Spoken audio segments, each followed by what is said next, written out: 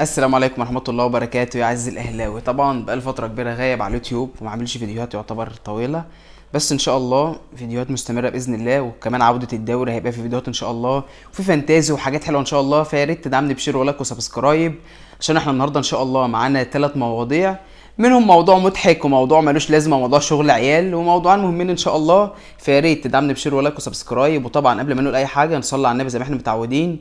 بسم الله الرحمن الرحيم. الموضوع معانا عزيزي الاهلاوي النهارده كان في حفله دير جيست طبعا كل سنه بتتعمل، وطبعا النادي الاهلي مكتسح. الخطيب افضل رئيس نادي، رامي ربيعه افضل مدافع، مروان عطيه افضل لاعب نص ملعب مدافع، محمد عبد الله افضل لاعب ناشئ، وطبعا نجم الليله وعريس الليله امام عاشور. 4 جوائز: افضل لعيب، وافضل لعيب بتصويت الجمهور، وافضل لعيب نص ملعب مهاجم، وهداف الدوري. 4 جوائز للكابتن امام عاشور. فطبعا كابتن امام عاشور للسنه الثانيه على التوالي تقريبا هو اخد افضل لاعب السنه اللي فاتت ديت، للسنه الثانيه على التوالي افضل لاعب في مصر. فمبروك، ونجم وعريس الليله، ومستنيين ان شاء الله عودته في الجوله الثالثه باذن الله. وطبعا مستنيين في ماتش بيراميدز مع النجوم الكبيره، وان شاء الله نقدر نحقق الفوز. ده اول موضوع. تاني موضوع معانا هو بقى الموضوع المضحك.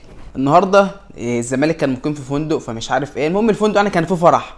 فالفرح لعيبه الزمالك داخله، فسمعوا بقى العريس بيتقال له زيزو وهتاف زيزو الشهير. فالمهم عبد الله سعد اتقمص وقال لا انا مش داخل الفندق. فايه يا عبد الله؟ لا ده بيقولوا زيزو مش عارفه مش داخل. فبيقول لك جين ادوار راح لهم، فبقول لهم في ايه يا شباب، يعني ينفع كده؟ قالوا له في ايه؟ بنهتف. قالوا ليه في ايه؟ قال لي زيزو مش زيزو. قال له العريس اسمه زياد وبندلع وبنقول له يا زيزو. قال له طب كده صباح الفل. المهم ماشي. فانا مش فاهم ايه علاقه عبد الله السعيد ولا علاقه نادي الزمالك بالهتاف. يعني انتوا هتعملوا عقلكم بعقل الجمهور وقت مش عايزين لاي جمهور. يعني الوقت لو انا ماشي مثلا في الشارع وقابلت عبد الله السعيد وقلت له زيزو هتقمص ويجري؟ ما هو مشكله برضه يا شباب. طبيعي ده نكش. الفرح اهلاوي وده نكش بيحصل. فانت بقى اي حد هيقول لك زيزو ولا مش زيزو ولا امام ولا اي حاجه، فانت هتقمص تروح السنه انت بتقول امام لا ولا زيزو ليه؟ لا طبعا. فشغل عيال وتفكير صغيرين، وعبد الله ده مش لاعب صغير يعني، ده 40 سنه. فاللي هو المفروض يبقى ناضج اكتر من كده، وقال لي مش داخل ومش داخل وزين اقدر اروح. انت مالك؟ ما تروحش تسال بقال زيزو ومش زيزو، ما تشغلش دماغك، ما تركز. خلاص بقى عرفنا ان زيزو عامل لكم حرقان، خلاص كابوسك هو احمد السيد زيزو. فخلاص بقى يعني ما تبينش قوي كده. خلاص ما الوقت ده هيبان ان انت بتتضايق، فكل واحد هيشوفك يقول لك زيزو وامام. خلاص مش كده يعني، خلاص حوار وخلص. الصراحه موضوع انا مش فاهمه يعني، ومش فاهم انت تروح جين ادوار يروح للجمهور لا ويسالهم انتوا بتقولوا زيزو ليه؟ ما خلاص، ما هو العريس افرض ما كانش اسمه زياد وقال لك احنا العريس اسمه زياد بنقول له زيزو، هل انت هتقول له لا انت كذاب؟ ما انت مالكش علاقه فعلا، مالكش دعوه. اسمه زيزو ما اسمه زيزو، بيقولوش بيدلعوا بيقولوا له زيزو، مالكش فيه حاجه، ما تخصكش اصلا يعني. تالت موضوع معانا بقى عز الاهلاوي، هو موضوع يعني هو لسه موضوع الصراحه مؤثر فيا عامه يعني، ممكن مؤثر في 90% من الاهلاويه. هو علي معلول النهارده الفيديو التقديمي بتاعه كان فيديو حلو، بس لو مع الاهلي هيبقى احلى. النهارده شارك في ماتش ودي وجاب ضربه جزاء. وعلي معلول مضى 3 سنين مع الصفاقسي لحد 2028، والصفاقسي بيقول يا ريت نلعب ماتش المئويه مع النادي الاهلي. فعلي معلول يعني قصه ان علي معلول مشى من الاهلي، يعني انا لسه لحد الان لما بشوف فيديوهات علي معلول يعني بقول لي يعني ليه؟ فعلا حرفيا بقول ليه علي معلول يمشي من الاهلي؟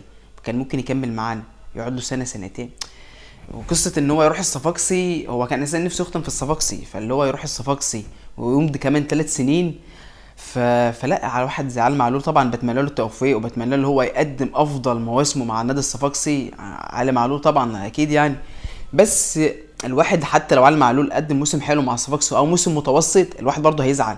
اللي هو الراجل قادر يلعب، ليه ما يكملش معانا؟ الراجل لسه فيه قادر يدي في الملعب، كان ليه ما يكملش؟ بس طبعا اتمنى له التوفيق والفيديو كان حلو، وتقريبا 90% من اللي اتفرجوا على الفيديو اساسا واللي عاملين لايكات اهلاويه، ده اكيد اهلاويه اكيد يعني.